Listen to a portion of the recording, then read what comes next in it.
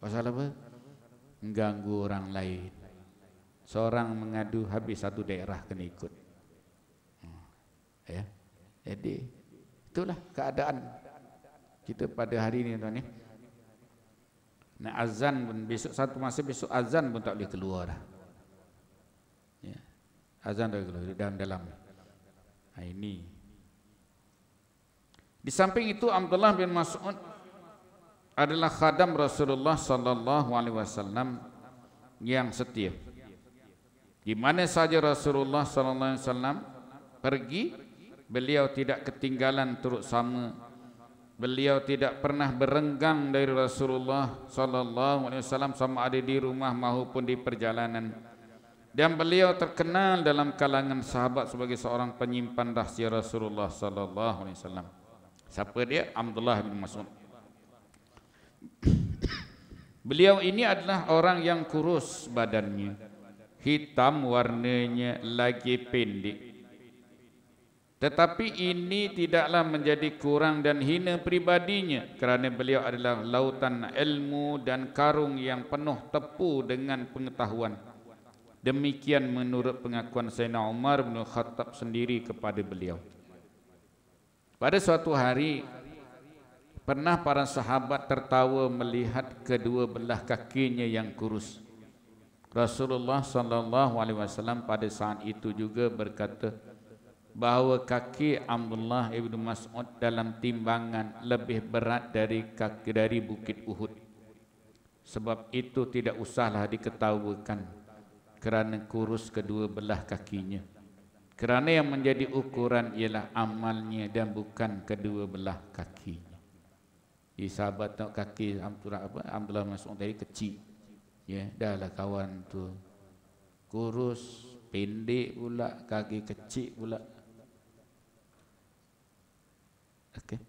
Silakan.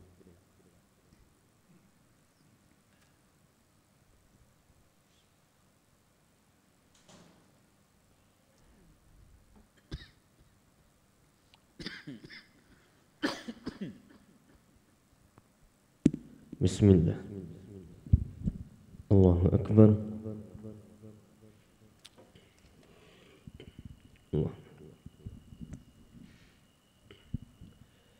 Allahu Akbar. Allahu Akbar.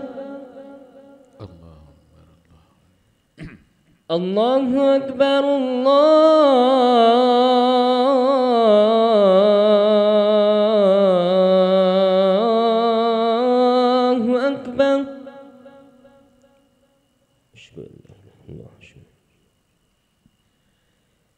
أشهد أن لا إله إلا الله.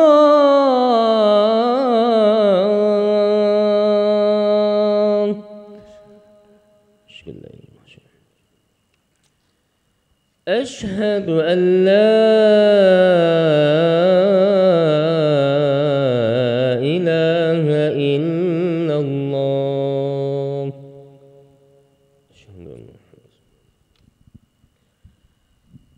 أشهد أن محمد رسول الله.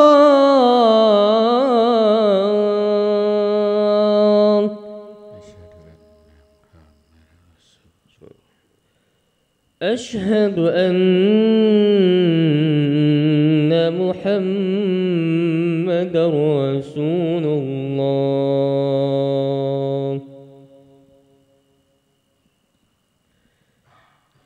حي على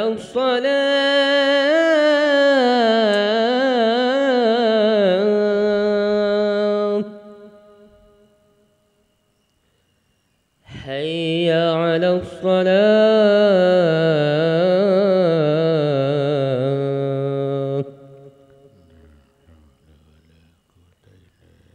حي على الفلاح.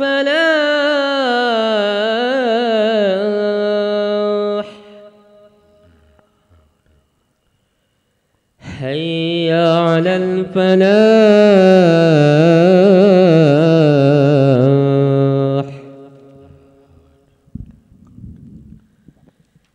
الله أكبر. الله أكبر لا إله إلا الله.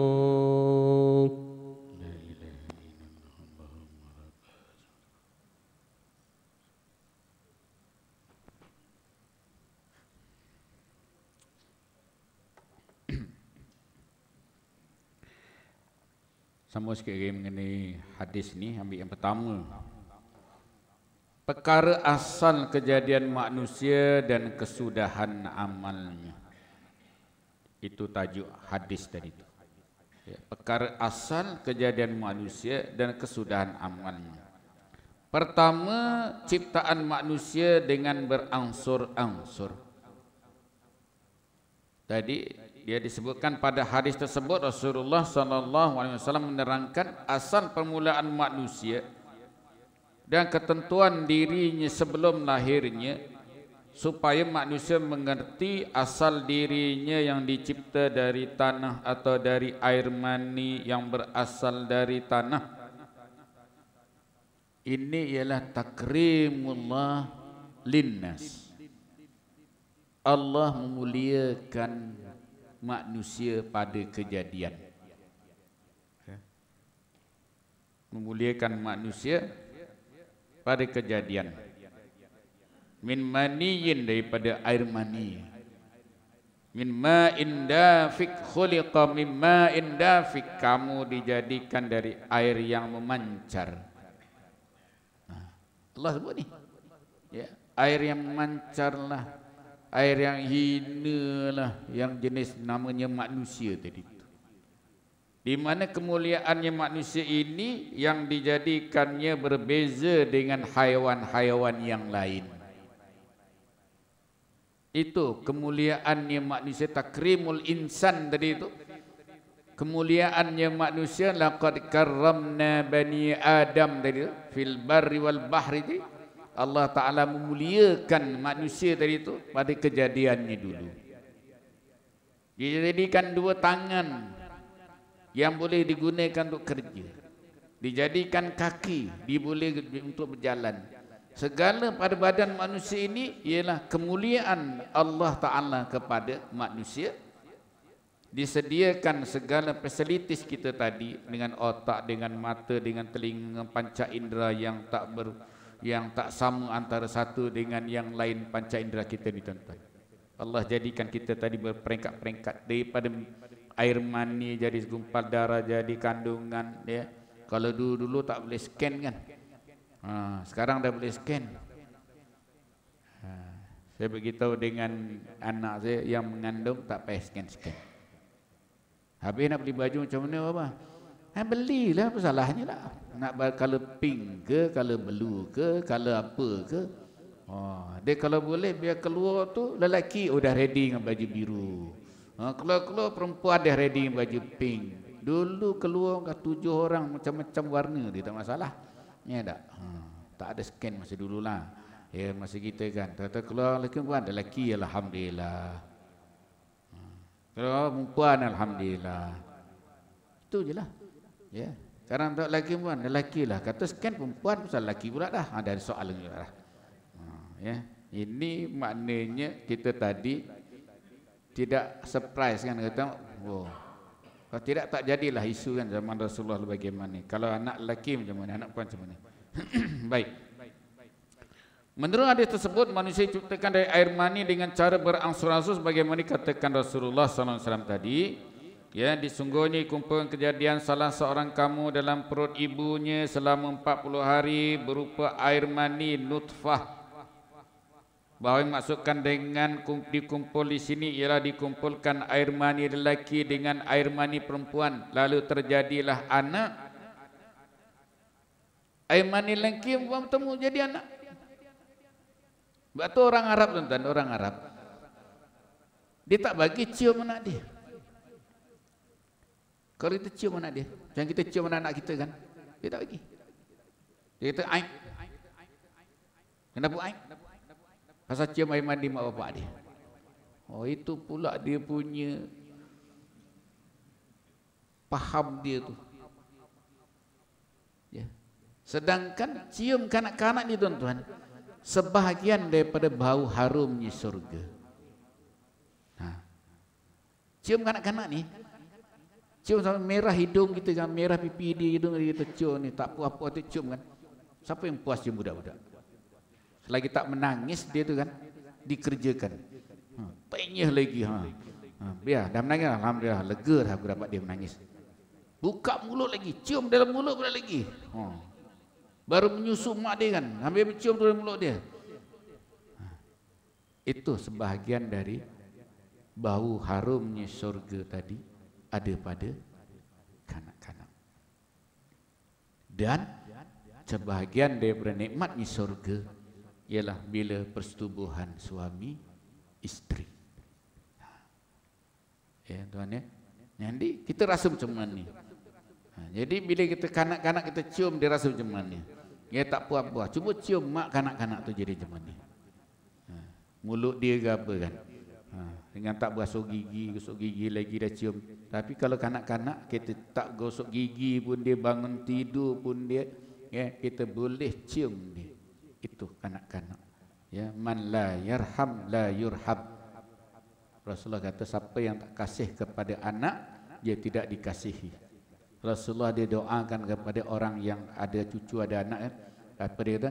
Allahumma ahbibhu lima yuhibbuh. Ya Allah, kasihlah orang yang kasih kepada anak ini. Kita doakan dia, Allahumma ahbibhu lima yuhibbuh. Ya Allah, kasihlah kepada orang yang kasih akan dia. Jadi siapa-siapa kasih kepada anak kita, cucu kita, orang itu dikasihi oleh Allah. Itu kalau anak. Ya, kita ada anak.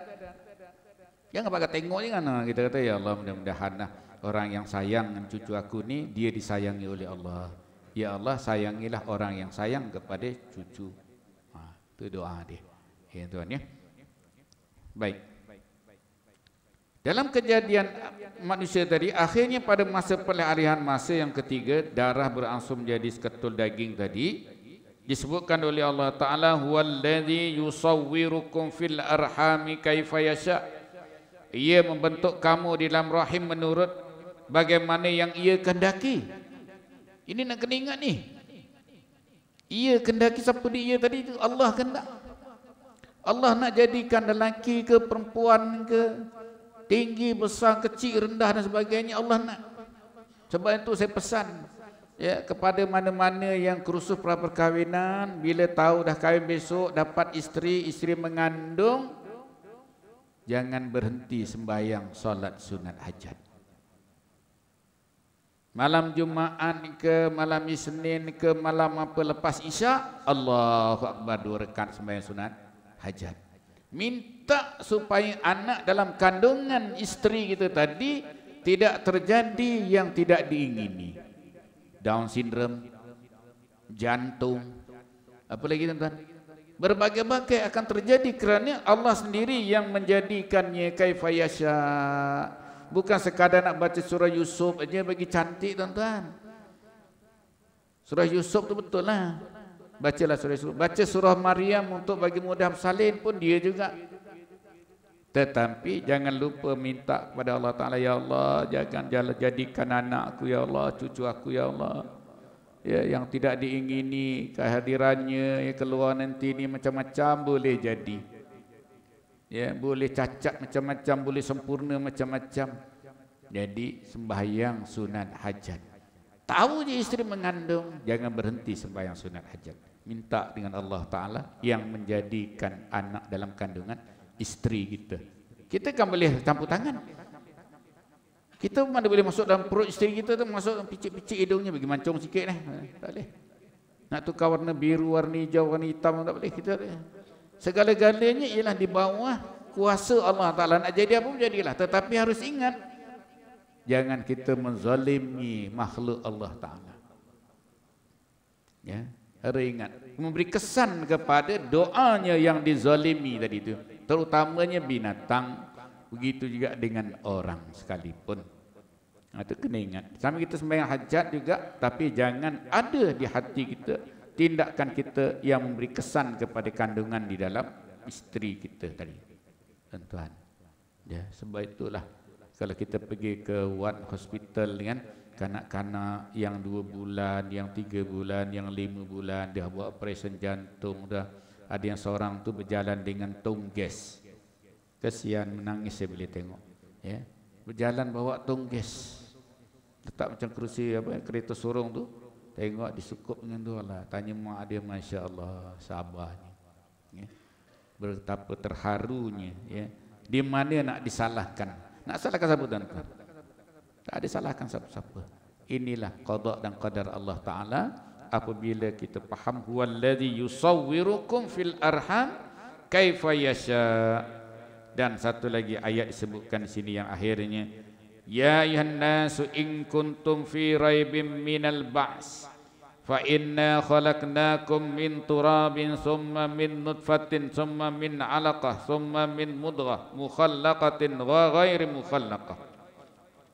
Hai manusia, jika adalah kamu dalam keraguan tentang hari kebajikan, yakni hari kiamat, maka fikirkanlah bahawa sesungguhnya kami telah jadikan kamu dari tanah, kemudian dari setitik air mani, kemudian dari seketul darah, kemudian dari seketul darah sekepal daging, yang sempurna kejadiannya dan yang tidak sempurna kejadiannya. Ada yang keguguran, kahwin 7 tahun 8 tahun tak dapat anak. Ya. Betapalah dia tiap-tiap kali haid menangis, haid menangis, haid menangis. Kenapa? Kerana bila datang haid tak mengandung. Bila tak datang haid 2 bulan, 3 bulan, baru diseronok sembelih kambing seko. Nazarnya mengandungnya sembelih kambing. Belum beranak, baru mengandung. Beranak lagi rasakan kan. Punyalah seronok. Ini orang yang tak dapat anak, yang mintas enggo, tas enggo, mengandung pula tu. Nikah tidak, apa tidak, tahu mengandung, dah jadi susah pula. Yang kahwin sampai 7-8 tahun, saya beritahu yang mengandung, yang tak dapat anak 7-8 tahun, suruh pergi ke LPPKN, Lembaga Perancang Penduduk apa ke. Ya. Tapi syaratnya setelah 7 tahun. Dia tanya dengan pegawai dia, macam mana nak bantu pasangan yang tidak ada anak. Dia kata boleh datang ke situ Ustaz setelah 7 tahun tak ada anak. Masuk tahun ke-8 pergi dapat anak kembar 3 sekali. Dia qada yang 7 tahun 8 tahun tu, dia qadanya sekali je 3. Dapat anak 3 terus. Lepas tu dapat anak 3 tu, kawan tu nak mengandung lagi kan. Nak dapatkan anak lagi, tanya je, pergi je, tak payah. Yang ada tu 3 lagi boleh keluar. Oh tak jadi. Ya. Main 3 kena 3 kali tak game tuan-tuan. Macam ni. Jadi supaya tu ya, boleh diikhtiar, tetapi kita kena menerima takdir Allah Ta'ala dulu. 7 tahun kalau tak sabar bergaduh suami isteri. Suami asyik gaduh nak kahwin je. Pasal apa? Isteri tak nak beranak. Sabar dulu. Kau kahwin pun belum tentu ada anak. Ikhtiar dulu. Bila dah kahwin tua, tengok tak ada anak, memang confirm kau lah yang tak beranaknya. Ya tak, bukan salah isteri kau. Jadi itulah mana kejadian manusia tadi itu sebagai kemuliaan daripada Allah Subhanahu Wa Taala kepada kita manusia, tuan-tuan. Ya. Wallahu ta'ala alam. Jadilah dah pukul 8.30 dah ni. Ya, InsyaAllah kita sambung pula bulan depan dengan bagaimana sehasta sahaja ditulis 4 kalimah semasa dalam kandungan dan sehasta sahaja dengan neraka ataupun surga. Wallahu ta'ala alam. Wa aqulu qawli hadza wa astaghfirullahal azim li wa lakum. Wassalamu alaikum warahmatullahi wabarakatuh. A'udzu billahi minasyaitonir rajim. Bismillahirrahmanirrahim. Alhamdulillahirabbil alamin wassalatu wassalamu ala Rasulillah wa ala alihi wasajmain. Allahumma ja'al jam'ana hadza jam'an marhuma wa tafarruqana tafarruqan ma'suma. Allahumma inna nas'aluka al-huda wat tuqa wal afafa wal ghina. Allahumma ya Allah ya Tuhan kami, ampunkanlah segala dosa-dosa dan kesalahan-kesalahan kami. Ampunkanlah segala dosa-dosa dan kesalahan kedua ibu bapa kami ya Allah. Peliharalah mereka berdua ya Allah. Sayangilah mereka berdua di sisimu ya Allah, di mana mereka melihara kami, menyayangi kami di waktu kecil dulu ya Allah. Allahumma ya Allah ya Tuhan kami, ampunkanlah segala dosa guru-guru kami, dosa isteri kami, dosa suami kami, dosa anak cucu kami, dosa jiran-jiran kami, dosa saudara-saudara kami, minal muslimin muslimat bi rahmatika ya arhamar rahimin. Allahumma ya Allah ya Tuhan kami, anugerahkan kepada kami ya Allah anak-anak yang saleh ya Allah, anak-anak yang taat kepada perintah-perintah-Mu ya Allah, anak-anak yang taat dan kasih kepada Nabi Muhammad sallallahu alaihi wasallam, anak-anak yang taat dan kasih kepada kedua bapanya ya Allah, anak-anak yang cemerlang dalam pelajaran mereka, anak-anak yang cemerlang di dalam peperiksaan mereka, anak-anak yang bahagia dalam kehidupan mereka, bahagia di dunia, bahagia di akhirat ya Allah. Rabbana atina fid dunya hasanah wa fil akhirati hasanah wa qina azabannar wa sallallahu ajma'in walhamdulillahi rabbil alamin. Taqabbalallahu minkum.